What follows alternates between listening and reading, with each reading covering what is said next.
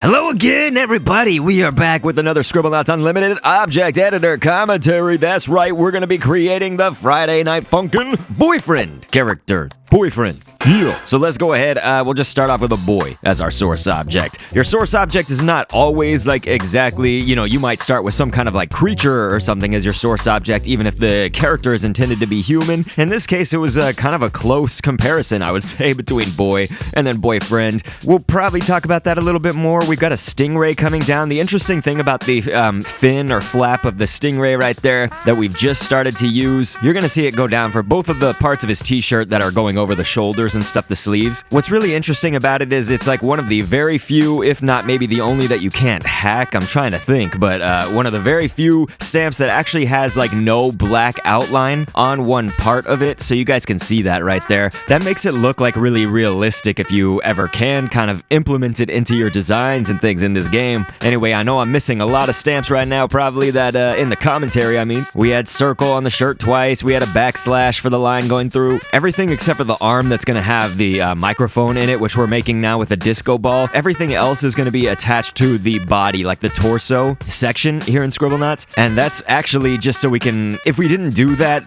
let's say the arm that's in his pocket or whatever, for example, the whole thing would be moving. It would be as if his pocket was like moving around, for instance, if you connected it to that. The legs wouldn't work out correctly because like his, well, let's be honest, boyfriend's legs are pretty short in Friday Night Funkin. You gotta see it. You'll see what I'm talking about. We got a dartfish fin. That's gonna be kind of at the bottom of that disco ball for the microphone right there, like a semi-blue strip on the mic. Interestingly enough, we had the body of a mosquito. That was actually a really good stamp, surprisingly, for where his knuckles would be, gripping that microphone and all those fingers. And there was a kidney bean that was taking the place of his thumb. So now we're gonna go ahead with a lionfish, but we're actually gonna change this a little bit later. I get this kind of off screen, so off recording, but we use kelpfish instead. Kelpfish.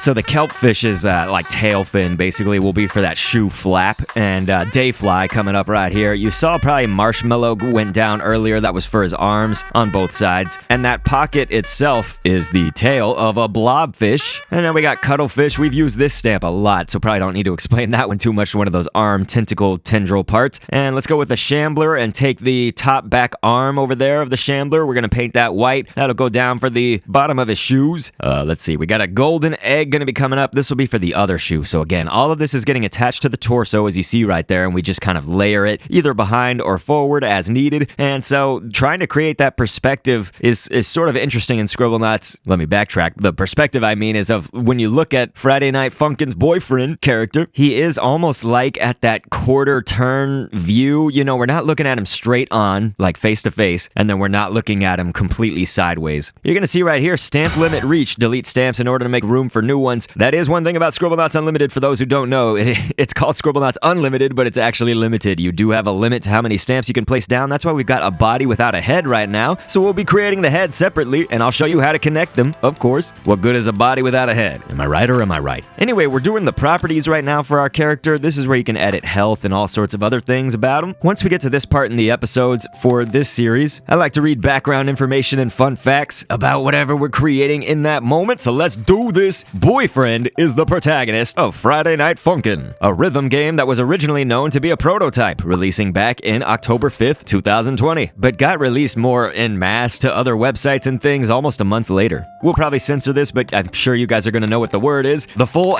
game, like literally they call it Friday Night Funkin, the full game, is currently ripping and running in a Kickstarter, which has raised over $1.76 million as of May 6th when I record this. So today, obviously, we created Boyfriend, trying to earn the approval to date his girlfriend, but doing so via a sing-off against her evil ex-rockstar father and many other characters along the way. I gotta admit it, you guys, this happens maybe like half the time that we create stuff. I haven't played the game, sometimes we create things based off of a movie or based off of a video game, and in this case, I have not played the game. Maybe one day with the full game. We're gonna actually call it FNF Boyfriend. Obviously, that stands for Friday Night Funkin', but if you just called it Boyfriend, then you would have to compete with Scribblenauts Unlimited. Every single time you type it in, they do have a character in this game called Boyfriend. It's an actual boyfriend, because you can type anything in the dictionary, and spawn it in this game, with certain limitations. Anyway, we got a head as our source object. Of course, we're gonna be making the head now. I'll show you how to connect these later on, but we got Hanky coming up there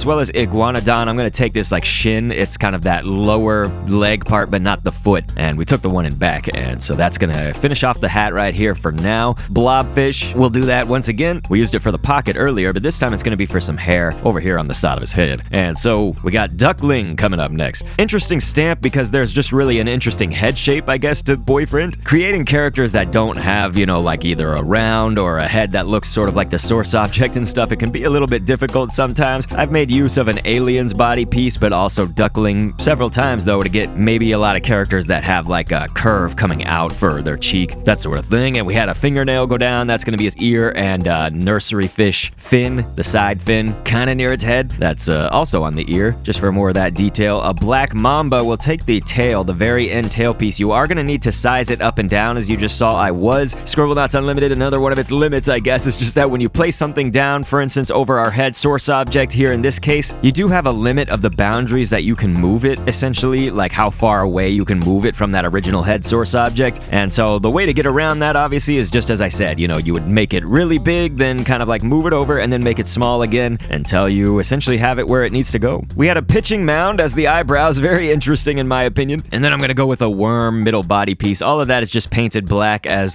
dark as you can make it, basically. Looking good so far, but we still have some work to do. There were bat wings that went down. That's for the start of his hair, because we're also gonna add to it with this fang right here. Definitely want that little like kind of part in the front hair. His hair is all spiky looking and whatnot. This is looking good. Obviously, it's gonna be translated like in the Scribblenauts Unlimited style. It's not like we're just gonna have a spitting image of Boyfriend from Friday Night Funkin', but man, we get close in this series. We get dang close within our confines of Scribblenauts Unlimited. Anyway, a half rest is gonna go down many times right here. We're gonna make all that shape for the mouth. We have a lot of extra stamp space here, so that was good. We got to put down a whole bunch of them, make that kind of like smirky smile with the teeth showing, which was hatchet fish fin. Here in the properties editor, whenever you're making a head and a body separately, make sure on your head object you go to the equipment tab. Can be worn on the face like glasses is what you want to fill in down there, kind of near the bottom, second from the bottom, we'll say. That's gonna make it so that here, when we're on the level, you can put this head into the hands of your body creation right there. You can see the bodies without the head, and you see it mostly kind of went where we need it to go, but it does need to go down lower. We shouldn't really see too much, if any, of that collar right there. This is interesting. Also, you'll notice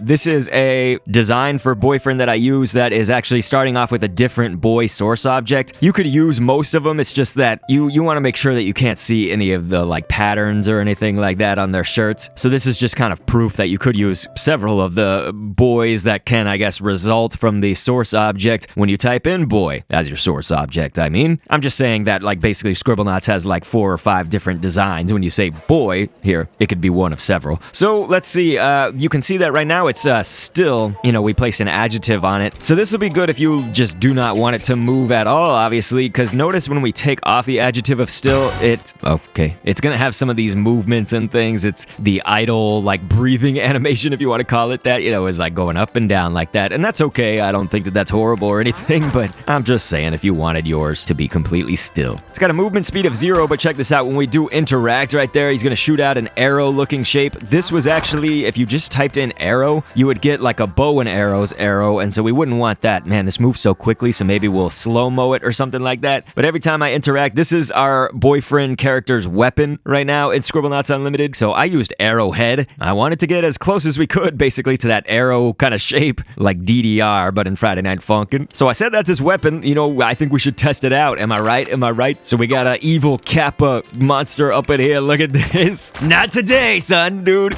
Just annihilated the Kappa. It's kind of interesting. We went from Friday Night Funkin' to Sunday morning scribbling here in Scribblenauts. This is something that might be cursed for a lot of you who don't know about Scribblenauts Unlimited, is when your character does move to the other side. You know, we originally saw our Boyfriend character, and this is how you create all characters, looking to the right. You know what I mean? So now this is Boyfriend looking to the left, and what it does is it actually does completely switch the hand that the microphone is in, for example, because you are actually like flipping your design over in some respects. So this would would actually make it look like the microphone is in boyfriend's right hand. It's kind of to our left side. So I guess what I'm trying to say is this is like correct right here. Whereas you'll see at the end when we have it facing to the right, the microphone's actually going to be in his left hand, and that's not where it is in Friday Night Funkin', but it's okay. I mean, this is Scribblenauts. This is just how it works. So what I meant, I guess, was I don't know if that's going to be cursed to anybody, or maybe not. But ladies and gentlemen, let me know who you want to see next. Could be from any game, movie, TV show, whatever. Click an end screen, and thanks for viewing.